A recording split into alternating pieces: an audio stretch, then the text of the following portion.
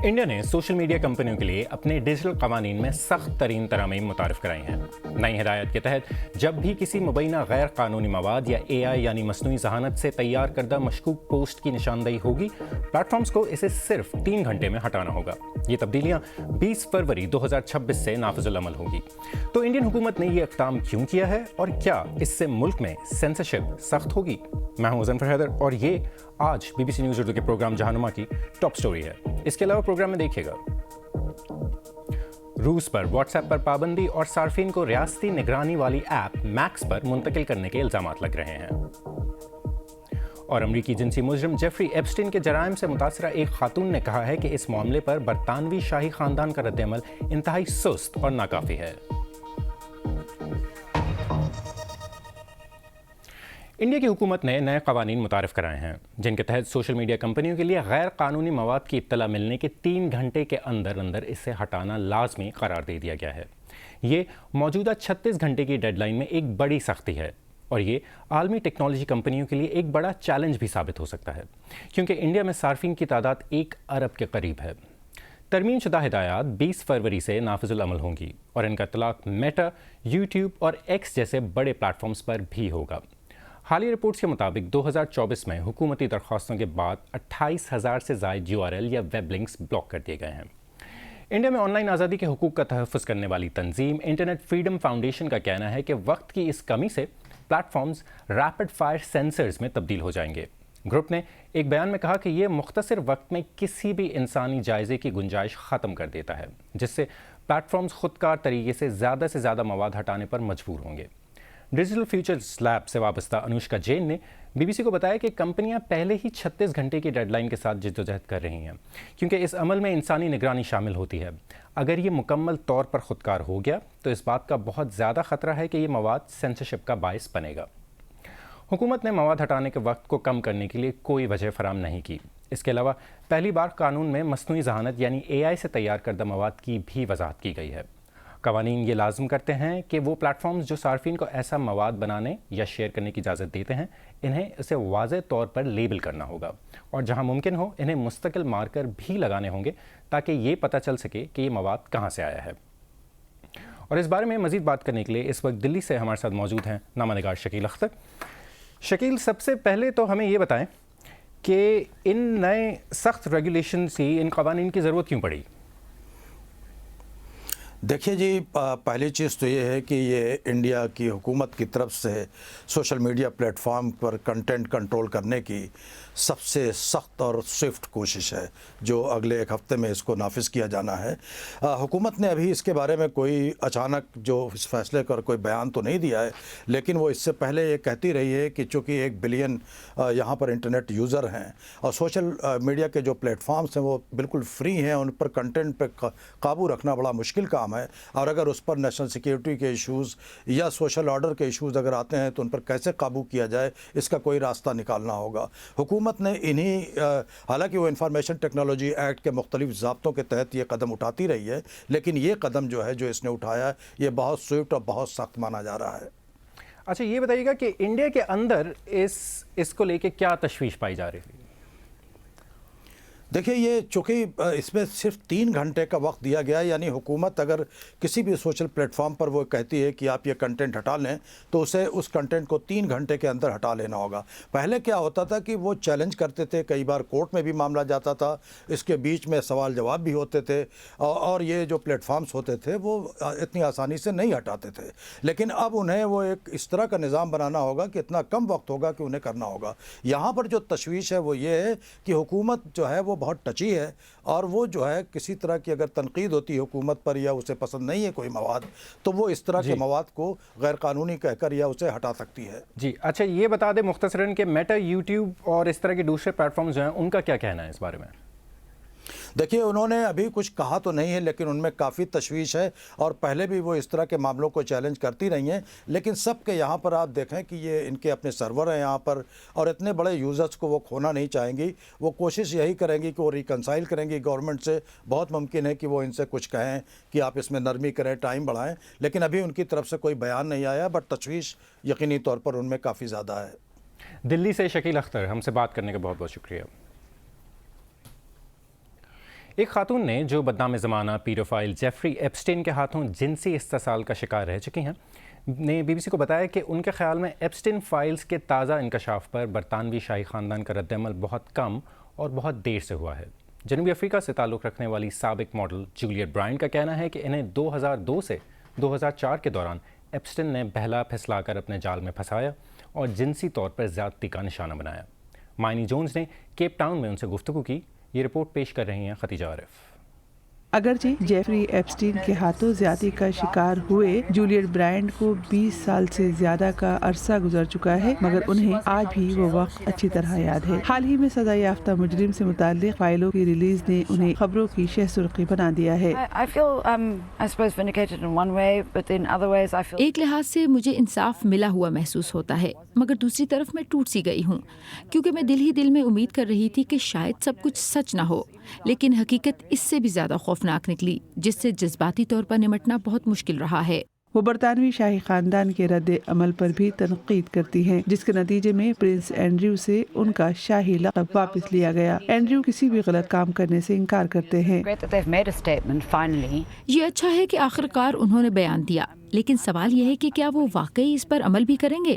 میں کسی بھی وقت ان سے بات کرنے کو تیار ہوں، اور دوسرے متاثرین بھی۔ میں چاہتی ہوں کہ یہ محض لفاظی نہ ہو بلکہ عملی قدم اٹھائے جائیں۔ گلین میکسویل نے، جو ایپسٹین کے نیٹ ورک کا اہم کردار تھی، حال ہی میں امریکہ میں بیان دینے سے انکار کرتے ہوئے خاموش رہنے کا حق استعمال کیا۔ جب آپ نے یہ دیکھا تو آپ کا اس پر کیا رد عمل تھا؟ یہ مضحکہ خیز ہے۔ سب لوگ انتظار کر رہے تھے، مگر آخر میں کچھ بھی سامنے نہ آیا۔ اگر وہ خاموش ہی رہنا چاہتی تھی تو پھر بیان کا ڈرامہ کیوں کیا؟ لوگوں کا وقت ضائع کیا گیا۔ اب وقت آ گیا ہے کہ وہ سچ بولیں، کیونکہ جو بھی اس میں ملوث ہے اسے جواب دینا ہوگا۔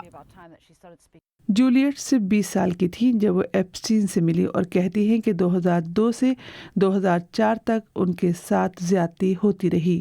وہ ڈر کی وجہ سے بار بار ایپسٹین کے پاس جاتی رہیں۔ وہ انتہائی چالاک اور ذہین مجرم تھا۔ ایک 20 سالہ لڑکی کے لیے 49 سالہ طاقتور شخص کا سامنا کرنا آسان نہیں تھا۔ میں خود کو سانپ کے سامنے ایک ڈری ہوئی چوہیا کی طرح محسوس کرتی تھی۔ وہ لوگوں کو قابو کرنے کا ہنر جانتا تھا، اور مجھے یہ باور کرایا گیا کہ سب میری غلطی ہے۔ وہ امید کرتی ہیں کہ ایسے لوگ بھی سامنے آئیں گے جن کا نام فائلوں میں ہے۔ کنگ چارلز نے بھی اپنے بھائی کے خلاف الزامات پر تشویش کا اظہار کیا ہے اور کہا ہے کہ ان کی ہمدردیاں متاثرین کے ساتھ ہیں۔ کیپ ٹاؤن سے مائنی جونز۔ اور روسی حکام نے 100 ملین سے زائد صارفین کو نجی پیغام رسانی سے دور رکھنے کے لیے سخت اقدامات شروع کر دیے ہیں۔ آج ٹرینڈنگ میں ہم اسی پہ بات کریں گے۔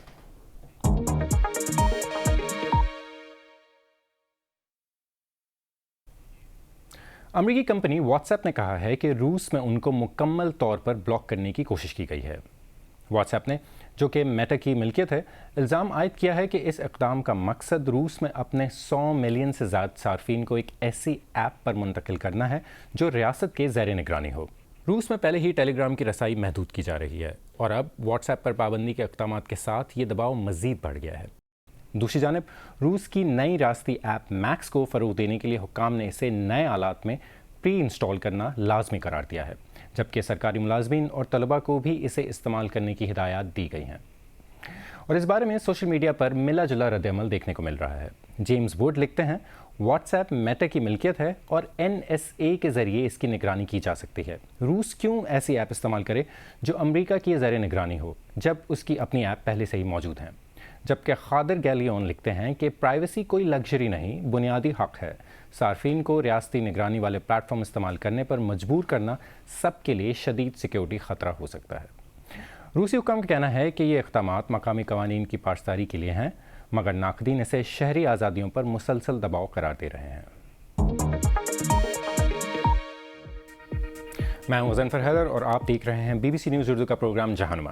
اور اب ایک نظر ڈالتے ہیں دیگر اہم عالمی خبروں پر۔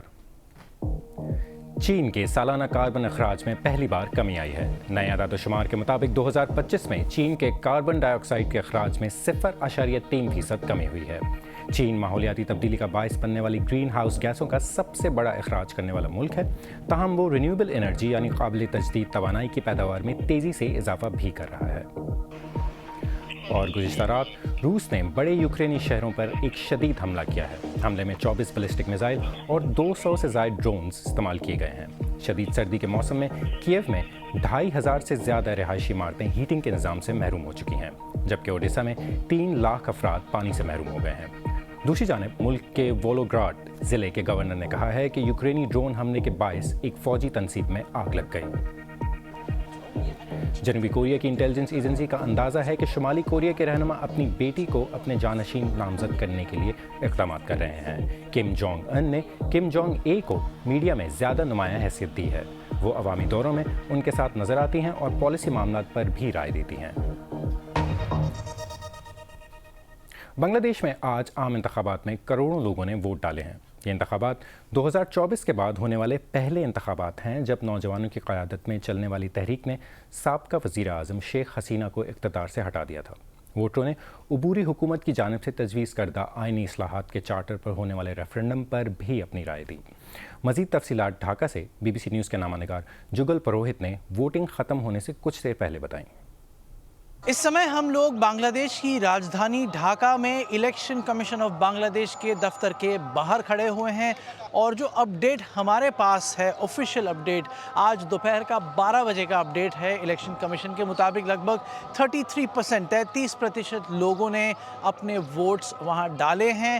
ہم نے ووٹنگ بوتھس کا معائنہ کیا تھا، کئی پولنگ سٹیشنز ہم گئے تھے جہاں پریسائڈنگ آفیسرز نے ہمیں بتایا کہ وہ دراصل میجورٹی آف دا ووٹرز کو 12 بجے کے بعد ہی ایکسپیکٹ کر رہے تھے. تو اس آنکڑے میں جمپ ہوگا، اضافہ ہوگا، ایٹ لیسٹ وہ ویسی دھارنا ہے، ویسی آپٹمزم کئی پریسائڈنگ آفیسرز نے جتائی. ہمیں دیکھنا ہوگا کہ وہ فگر آفٹر آل بنتا کیا ہے.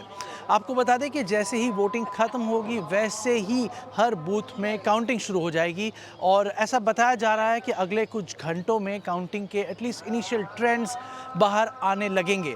پورے دیش کے جو پولنگ بوتھس ہیں پورے دیش میں، وہاں سے ڈیٹا یہاں آئے گا اور یہیں سے ایک ایگریگیٹڈ بنگلہ دیش کا فگر بن پائے گا جہاں سے اسے ڈسمینیٹ کیا جائے گا.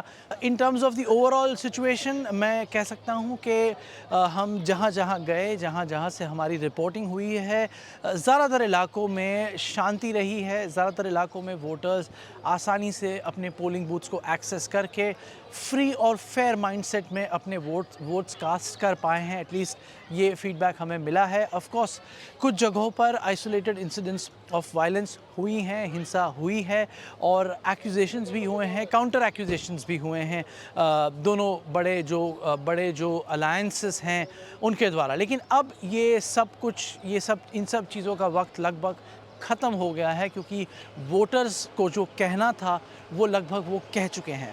اب جو ہے دا بال از ان دیئر کورٹ. اب معاملہ ووٹرز سے یہاں آ گیا ہے الیکشن کمیشن کے پاس، اور انتظار اب اس چیز کا ہوگا کہ الیکشن کمیشن کب اور کتنی جلدی انفیکٹ نتیجے اناؤنس کر پائے گا. کھیل ایک ایسی چیز ہو سکتی ہے جو زندگی بدل دے، خاص طور پر ایک ایسے ملک میں جہاں لاکھوں لڑکیوں کی کم عمر میں غیر قانونی شادیاں کرا دی جاتی ہیں، جس سے ان کا مستقبل محدود ہو کر گھریلو کاموں اور شوہروں کے انحصار پر رہ جاتا ہے. انڈیا کی ریاست راجستھان میں فٹ بال کچھ نوجوان لڑکیوں کے لیے مزاحمت کا ایک ذریعہ بن رہا ہے. اس کھیل کے ذریعے وہ مالی طور پر خود مختار ہو رہی ہیں، اپنی الگ شناخت بنا رہی ہیں، اور کم عمری میں شادی کے دباؤ کا مقابلہ کرنے کی کوشش بھی کر رہی ہیں. BBC کی دیویا آریہ نے ایسی ہی کچھ لڑکیوں سے ملاقات کی. منا کی عمر صرف 14 سال تھی جب اسے بتایا گیا کہ اس کی شادی ہونے والی ہے. انڈیا میں کم عمری کی شادی غیر قانونی ہے، لیکن اقوام متحدہ کے اندازوں کے مطابق تقریباً 21 کروڑ 60 لاکھ لڑکیوں کی شادی 18 سال کی عمر سے پہلے ہی ہو جاتی ہے. رونے لگ گئی میں نے بولا مجھے ابھی شادی نہیں کرنی ہے، کیوں میں 9th کلاس میں تھی، مجھے ابھی پڑھائی کرنی ہے. منا کی والدہ خود بھی ایک چائلڈ برائڈ تھیں اور انہوں نے اپنی بڑی بیٹی کی بھی کم عمری میں شادی کرا دی تھی. حکام کم عمری کی شادی روکنے کی کوشش کرتے ہیں، لیکن ان کا کہنا ہے کہ اکثر انہیں مقامی کمیونٹی سے تعاون نہیں ملتا. وہ کہتے ہیں کہ اگر لڑکیاں گھر سے باہر نکلیں گی تو ان پر برا اثر پڑے گا اور لڑکوں کے ساتھ بھاگ جائیں گی. ہم شادی چپکے سے کر دیتے ہیں، نہ ہم شادی کا کارڈ چھپواتے ہیں نہ ہی شادی کے ٹینٹ لگاتے ہیں. منا بھی شاید چائلڈ برائڈ بن جاتی، مگر اسے خواتین کے حقوق سے متعلق ایک تنظیم نے فٹ بال سے انٹروڈیوس کرایا. Football for freedom project نے پچھلے 10 سال میں راجستھان کے 13 دیہاتوں میں 800 سے زیادہ لڑکیوں کو ٹرین کیا ہے اور اس پروجیکٹ نے انہیں کھیل سے کہیں زیادہ سکھایا ہے.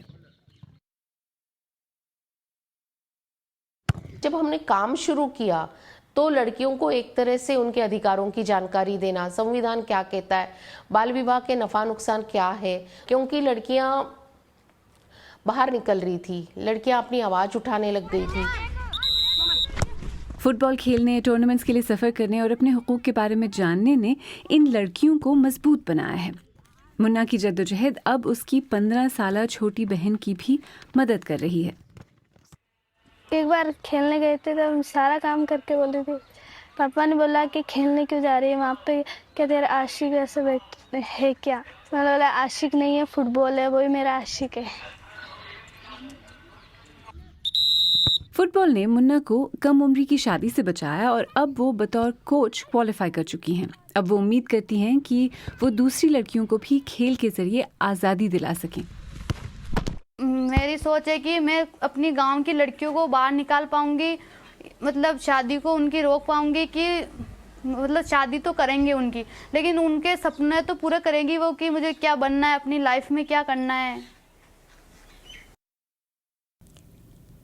یہ لڑکیاں فٹ بال میں اپنی کامیابیوں کا جشن منا رہی ہیں، لیکن انڈیا میں کئی لڑکیوں کو کھیل تک رسائی حاصل نہیں کیونکہ وہ یا تو غریب ہوتی ہیں یا پھر کم عمری میں ان کی شادی کرا دی جاتی ہے. لیکن منا اور اس کی سہیلیاں کامیاب ہوئی ہیں اور اس موقع کو اپنی زندگی بدلنے کے لیے استعمال کر رہی ہیں. دیویا آریہ کی رپورٹ پیش کر رہی تھی عالیہ ناز کی. آج BBC نیوز اردو کے پروگرام جہانما میں بس اتنا ہی. پروگرام میں شامل سٹوریز اور تازہ ترین خبروں کے لیے ہماری ویب سائٹ bbc.com/urdu پر آئیں. BBC نیوز اردو کے انسٹاگرام، ٹک ٹاک، یوٹیوب، فیس بک اور ایکس اکاؤنٹ کو فالو کریں. غزنفر حیدر کو اب اجازت دیں، کل پھر ملاقات ہوگی.